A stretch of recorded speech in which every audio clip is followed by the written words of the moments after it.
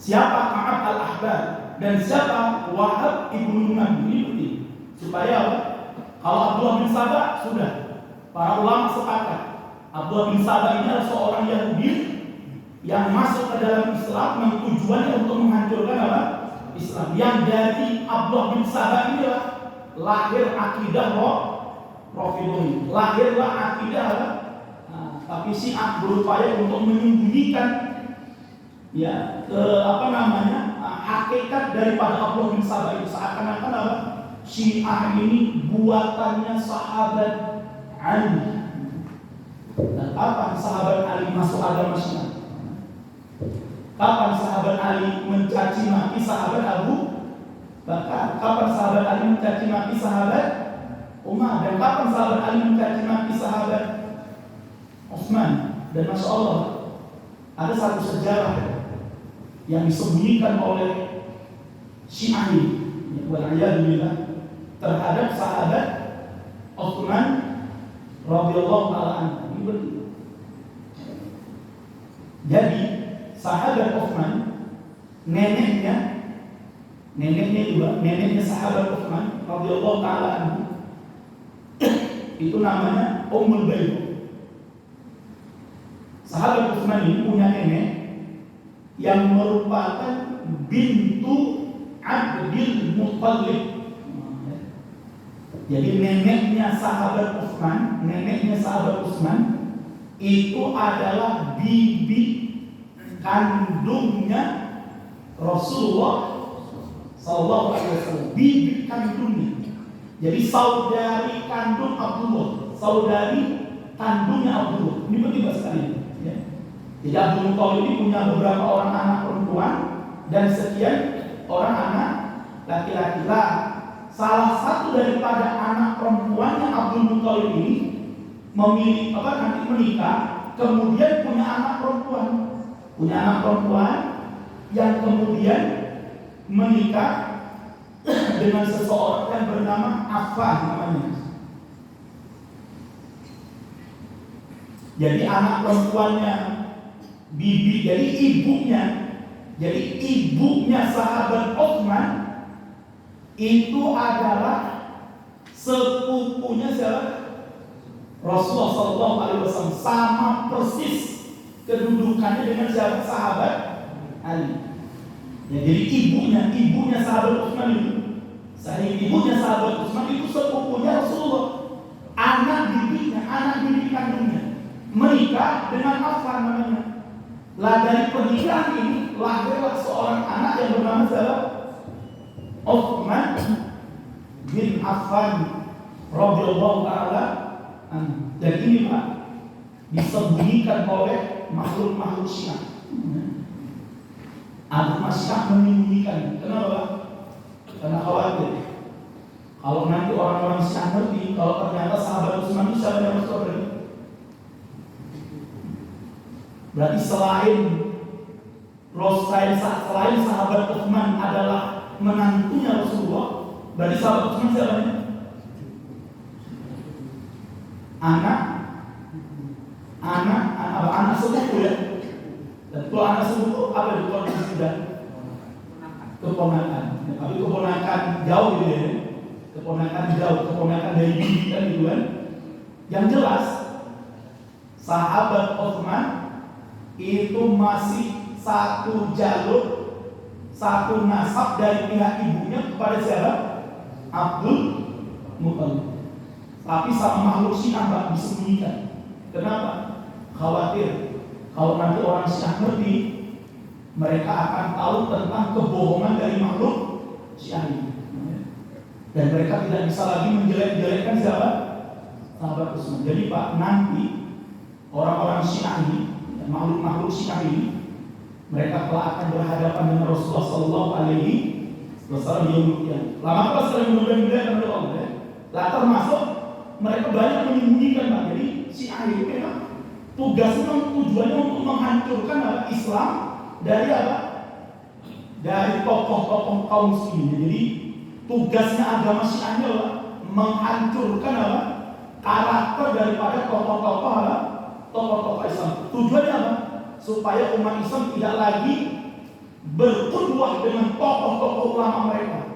Kemudian berpindah kiblatnya kepada siapa?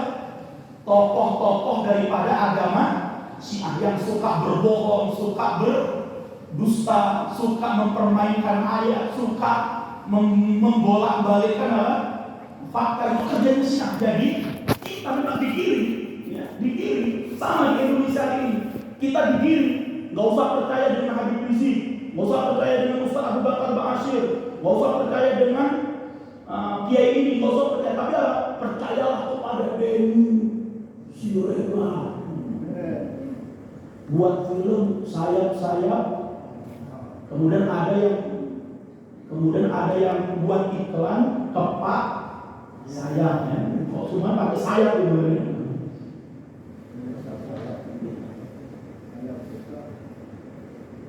Gak usah percaya dengan ulama-ulama kalian, tapi percayalah kepada siapa? Eko Untedi. Percaya siapa? Abu Sandal, Abu Gosok. Itu tujuan mereka. Dan memang itu kan disetting. Tujuannya apa? Tujuannya udah pasti merusak Islam, merusak umat Islam. Maka sekarang mudah-mudahan oleh Allah. Sekarang juga akan kita lihat siapa Wahab ibnu Munabbih.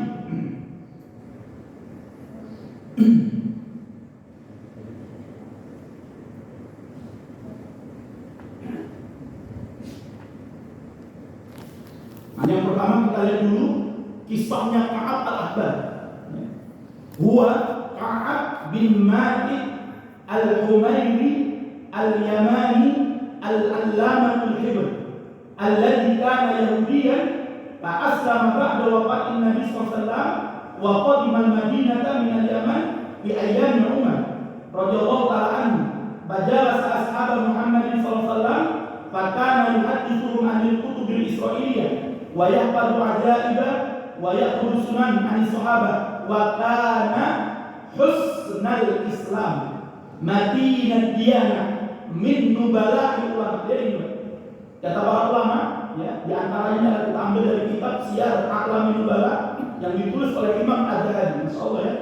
Maka ulama-ulama kita dulu, masyaallah ya, Allah berikan ilham kepada mereka, Pak, untuk merangkum nama-nama para ulama-ulama kita. Saya nggak bisa bayangkan, Pak, kalau dulu ulama-ulama kita itu nggak diberi ilham oleh Allah, ya, untuk menulis apa? Tentang biografi ulama-ulama kita. Hari ini ketika ulama-ulama kita dihinakan, dilecehkan, difitnah, dituduh, kita tidak memiliki apa? Pegangan untuk membuktikan kebohongan mereka. Masya Allah, ulama-ulama kita dulu diberi ilham oleh Allah, suruh nulis, dia menulis dan mengumpulkan nama biografi ulama-ulama kita terdahulu. Salah satunya siapa? Adalah Imam Az-Zahabi rahimahullah dalam kitabnya Siyar A'lamin Nubala, sejarah lengkap tentang apa? Tokoh-tokoh cerdas, tokoh-tokoh hebat daripada umat Islam. Dikumpulkan ribuan nama ulama itu dikumpulkan oleh Imam Az-Zahabi, kemudian ditulis biografinya. Siapa dia, lahirnya di mana, nama aslinya siapa, kuliahnya siapa, tinggalnya di mana, belajarnya kepada siapa, gurunya siapa, murid-muridnya siapa, bagaimana kehidupannya, bagaimana silsilah hidupnya, bagaimana pendapat ulama tentangnya, apa hadis yang diriwayatkannya. Masya Allah, itu dikumpul oleh Imam Az-Zahabi. Masya Allah ya, rahimahullah Imam Az-Zahabi. Semoga Allah merahmati Imam Az-Zahabi, salah satunya. Dan masih banyak ulama-ulama kita yang lain yang mengumpulkan. Ada Imam Ibnu Jauzi sebagai salah satunya. Dan ini penting. Dan dia apa kata Imam Az-Zahabi? Ka'ab itu namanya Ka'ab al-Ahbar. Beliau nama asli siapa? Ka'ab bin Malik al-Humayri al-Yamani. Dia berasal dari apa? Dari Yaman ya. Al-Ahbar ini cerdas.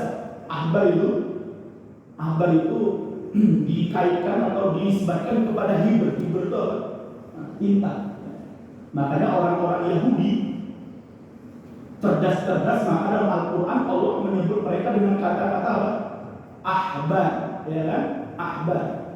Karena orang-orang Yahudi itu pintar, Pak, cerdas, petani.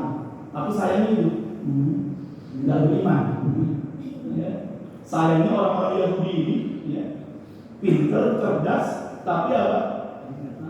Dia kufur kepada Allah Subhanahu wa Ta'ala. Nah, kebalikannya nanti orang-orang Nasrani. Ya, orang Nasrani Allah kabarkan dalam Al-Quran ruhban. Ya. Makanya kalau kita baca dalam surah Al-Fatihah, Allah membedakan antara Yahudi dengan Nasrani. Kalau Yahudi disebutkan oleh Allah dengan apa?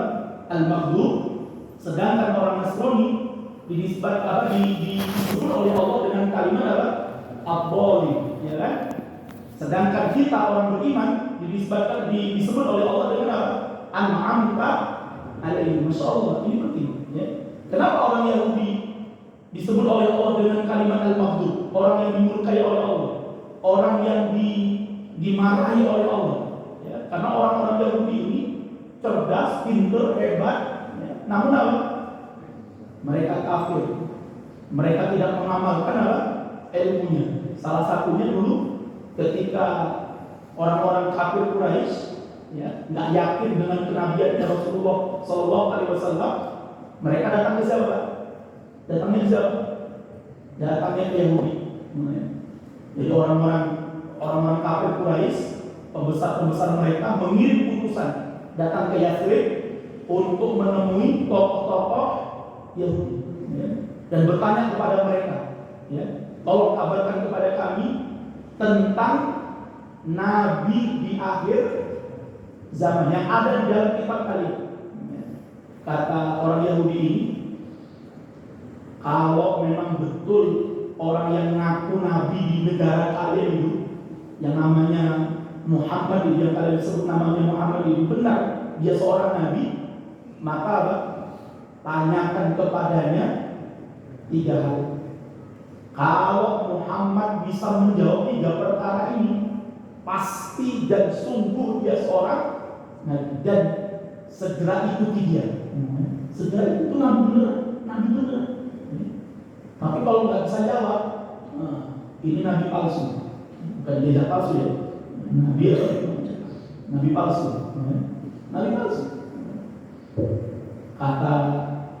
Kata orang-orang kafir Quraisy, ini senjata baru untuk melumpuhkan Muhammad. Mereka pulang membawa sebuah senjata yang bisa menghancurkan Nabi Muhammad. Karena mereka yakin orang-orang kafir Quraisy Muhammad ini bukan Nabi. Tapi ternyata ketika mereka tanyakan itu kepada Rasulullah SAW, maka Rasulullah kemudian menjawabnya dan turun kepada beliau ayat dalam surat Al-Kahfi. Maka surah Al-Kahfi itu termasuk ayat-ayat awal yang turun di kota Mekah. Ini penting. Ya. Surah Al-Kahfi itu salah satu ayat-ayat awal yang turun kepada Rasulullah SAW di kota Mekah. Untuk apa? Untuk menguatkan Rasulullah, untuk menguatkan keimanan Rasul, untuk menguatkan akidah Rasul, untuk menguatkan dakwahnya Rasulullah. Maka Allah katakan, nahnu naqussu 'alaika naba'ahum bil haqq. Ya. Salah satunya Allah sebutkan kisahnya Ashabul Kahfi ini. Dan maka Allah sebutkan, maka kata Rasulullah, kan kata orang Yahudi kan ketiga ya, tanyakan kepada Muhammad tentang orang yang tertidur di dalam gua. Ya. Kalau Muhammad bisa jawabnya dengan sempurna, lengkap, pasti dia bohong. Kalau dia nggak bisa jawab semuanya, berarti dia juga bohong. Nah, terus yang benar gimana? Dia bisa jawab tapi nggak jawab sempurna, dan juga bisa jawab secara, jadi kata orang Yahudi, Nabi Muhammad kalau dia betul nabi, dia bisa jawab tapi tidak dengan sempurna. Kenapa? Karena nabi-nabi sebelumnya pun tidak ada yang bisa mengisahkannya dengan apa? Sempurna. Kalau Muhammad bisa jawab sempurna, berarti karangan Muhammad. Makanya kenapa kisah Ashabul Kahfi itu menjadi apa? Misteri, ya kan? Misteri gak kira-kira? Misteri, ya. Bagaimana tidurnya mereka selama 309 tahun itu kan? Kemudian bagaimana Allah memberi makan mereka? Bayangkan ya, 309 tahun itu nggak pegel. Jadi cuma tidur seharian. Kira-kira gimana? 309 tahun nggak makan, nggak minum, orang bisa hidup, masya Allah. Kalau kita lihat saudara-saudara kita yang terdampak gempa di Cianjur ini penting ya. Jadi kalau kemarin beredar video dan ada yang mencopot label label gereja ya, dari tenda yang kemudian digoreng oleh para munafikun ini ya, bahwa telah terjadi intoleran di Cianjur itu punya misi, Pak. Misinya apa nanti? Misinya orang-orang munafik ini adalah apa? Misinya adalah agar nanti pemerintah membubarkan atau menyetop atau menyuruh para relawan-relawan muslim, aktivis-aktivis muslim untuk keluar dari apa? Dari Cianjur. Itu tujuannya para buzzer-buzzer, para munafik ini. Ya, yang kemudian apa? Menggoreng pencabutan label gambar salib dari bantuan bantuan dari Kristen atau dari orang Kristen dalam bentuk tenda yang itu ada salibnya, copot, dan itu digoreng sama mereka. Padahal pemerintah kemudian dari polisi mengatakan itu bukan intoleran, tapi mereka nggak terima. Pokoknya ini intoleran, pokoknya digoreng terus sama mereka. Mereka punya misi, mereka punya makan, mereka ingin buat makan di Cianjur ini. Padahal sekali perlu dipahami, kenapa umat Islam kemarin mengambil atau mencopot label atau ada gambar salib di situ? Karena apa? Ini sebagai bentuk sensitivitasnya kaum muslimin. Kenapa? Karena di Cianjur ini telah terjadi kristenisasi, pemurtadan. Bahkan menurut Ustaz Mundir Situmorang, dia mengatakan di Cianjur ada satu desa yang dulunya muslim, sekarang nyaris semuanya dimurtadkan, dikristenkan di Cianjur. Makanya umat Islam punya sensitif. Jangan sampai umat Islam kemudian terbeli akidahnya, terjual iman. Hanya orang-orang munafik yang nggak punya sensitivitas terhadap agamanya. Orang munafik disinggung agamanya, dia nggak akan diam, nggak akan ribut. Orang munafik disinggung akidahnya, nggak akan ribut. Orang munafik disinggung tentang imannya, dia nggak akan ribut. Tapi kalau disinggung duitnya, disinggung jabatannya, disinggung kedudukannya, baru baru dia ribut, dia kuat-kuat, dia teriak-teriak. Disinggung agamanya, dia nggak terima. Dia santai-santai aja.